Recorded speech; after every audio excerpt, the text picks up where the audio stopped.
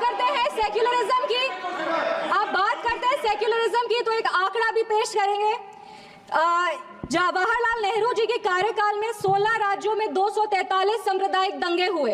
इंदिरा गांधी जी के कार्यकाल में 15 राज्यों में 337 सांप्रदायिक दंगे हुए और राजीव गांधी जी के कार्यकाल में 16 राज्यों में 291 सांप्रदायिक दंगे हुए।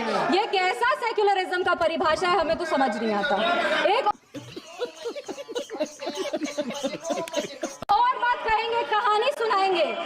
1984 में जब सिख रायट हो रहा था, 1984 में जब सिख रायट हो रहा था तो एक सिख समुदाय के व्यक्ति एक दलित नेता के घर में रक्षा पाने के लिए गए थे, एक पनाह मांगने गए थे। उस दलित नेता के घर को जला दिया गया था। वो दलित नेता कोई और नहीं, हमारे पार्टी के संस्थापक श्रद्धेय रामविलास पासवान जी थे, जिनके घर को 1984 में जला दिया गया था।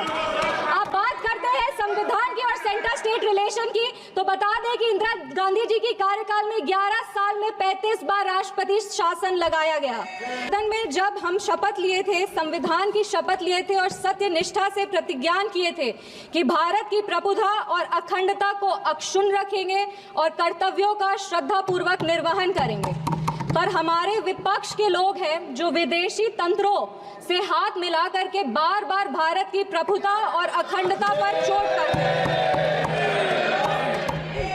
एक तरफ जहां मोदी जी की कार्यकाल में एफडीआई बढ़ा है, जो फॉरेन डायरेक्ट इन्वेस्टमेंट है, वहीं पे इतने ही वर्षों में कांग्रेस का एसडीआई जरूर बढ़ गया। अब एस उसमें क्या है, उसका नाम लेंगे तो हल्ला हंगामा हो जाएगा, इसीलिए आप लोग खुद ही समझ जाइएगा।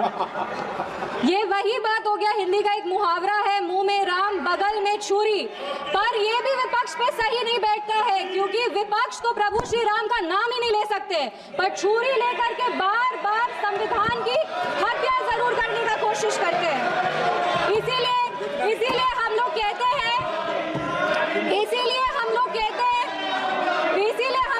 हैं कि संविधान नेता के हाथ में नहीं, संविधान नेता के दिल में होना चाहिए।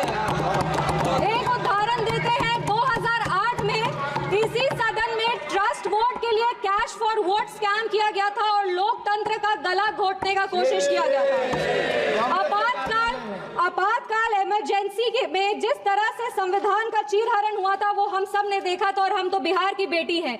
बिहार के एक पुत्र थे जयप्रकाश नारायण जी, जिन्होंने इसी दिल्ली में रामलीला मैदान में राष्ट्रकवि रामधारी सिंह दिनकर की एक कविता पढ़ी थी, सिंहासन खाली करो कि जनता आती है।